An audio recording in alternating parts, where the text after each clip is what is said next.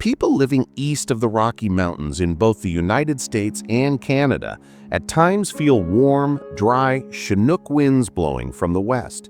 In the Swiss Alps and elsewhere, winds of this kind are called foehn winds. The Chinook name, pronounced shi-NOOK and derived from Tsinuk, the Chehalis name for them, was originally applied to moist sea breezes blowing from the coast in Oregon and Washington. There, early settlers referred to the winds by that name because they came from the general direction of the village of Chinook or Tchinouk. The Chinook ancestral homeland is situated at the mouth of the Columbia River, where it opens up into the Pacific Ocean, mostly on the north side in territory now part of the state of Washington. On the south side of the Columbia River in Oregon and farther inland in both states lived other tribes who spoke similar Chinookian dialects of the Penutian language phylum. Other Chinookian-speaking tribes include the Cathlamet, Cathlopatol, Chilukatqua, Clackamas, Clatsop, Clawalala, Motoma, Skilut, Wasco, Watlala, Cascade Indians, and Wishram. Some scholars divide them into the lower and upper Chinook, depending on their location on the river, near the mouth, lower, or more inland, upper. The Chinook proper, Cathlamet, and Clatsop of those listed above are considered lower Chinook. One way to think of the Chinook proper and all the other Chinookian-speaking tribes along the Columbia River is as those people who provided the link between Northwest Coast Indians and Plateau Indians. The Columbia River was a main trading thoroughfare between coastal and inland peoples, and Chinookians met with Plateau tribes regularly at the Dalles, an area of rapids up the river. With the trading of food and objects, ideas and customs were also exchanged. The Wishram, living at the Dalles, are grouped by some scholars in the Plateau culture area rather than the Northwest Coast culture area. Lifeways. The Chinook, like their Northwest Coast neighbors, constructed rectangular houses of cedar planks, but they placed them partly underground over pits, an architectural style more common to the Plateau. They also built temporary mat shelters when on the trail, again similar to those of the Plateau peoples. The Chinook carved large dugout boats, as did their coastal neighbors, but they did not make large totem poles.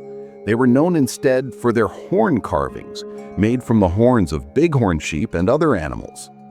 They practiced the potlatch, a system of exchanging gifts, as did all Northwest Coast peoples, but they did not have the many secret societies common to the area.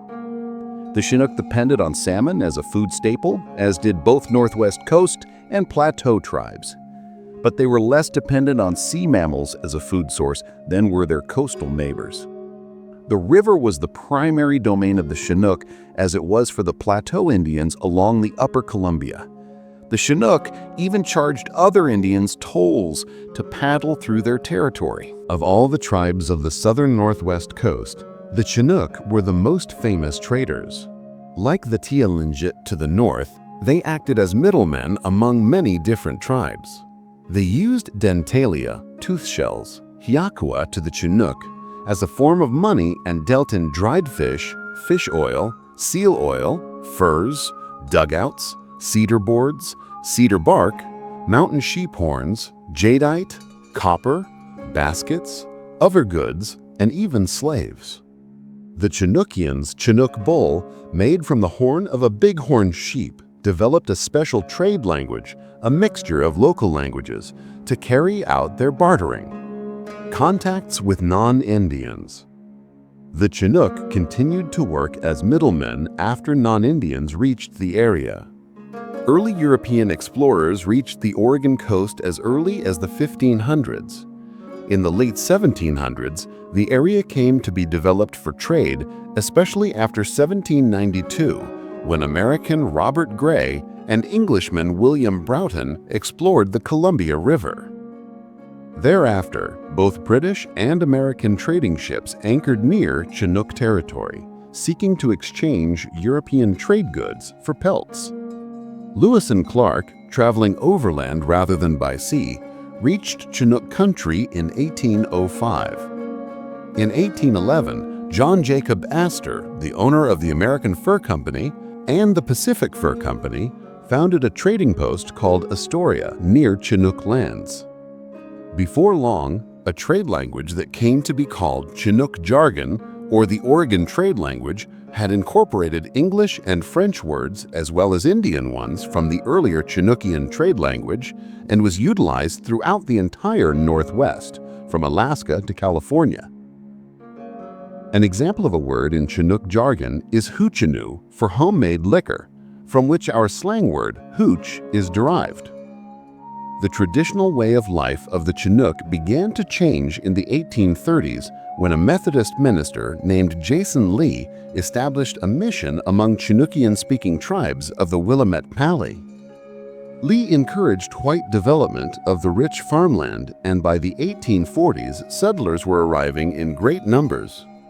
By 1859, Oregon had achieved statehood. Washington followed in 1889. Many of the Chinook settled among the Chehalis, a Cilician-speaking tribe, for whom a reservation had been established near present-day Oakville, Washington in 1864.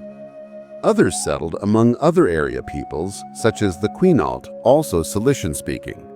The Chinook have since strived to maintain tribal government and identity, as well as to establish land and fishing rights.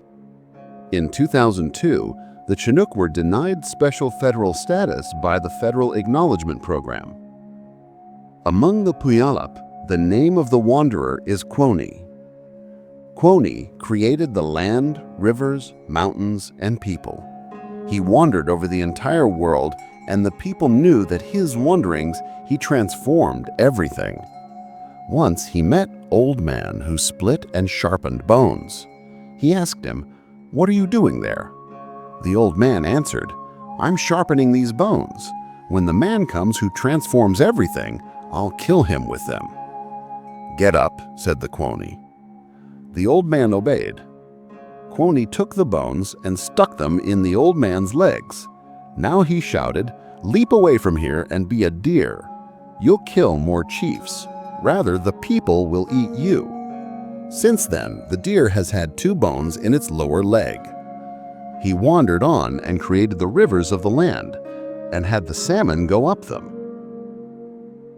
He went on and came to a river in which he saw a salmon swimming. He was hungry and said to the salmon, "Come a little closer to me." The salmon obeyed the call. He again called it nearer, so that Quoney was finally able to catch it. He roasted it. While the salmon cooked on the fire, he lay down and went to sleep. Meanwhile, Mink came along and saw Quoney sleeping and the salmon cooking on the fire. So he slipped up quietly and devoured the salmon. He rubbed Quoney's mouth and teeth with a small piece of the salmon and then left.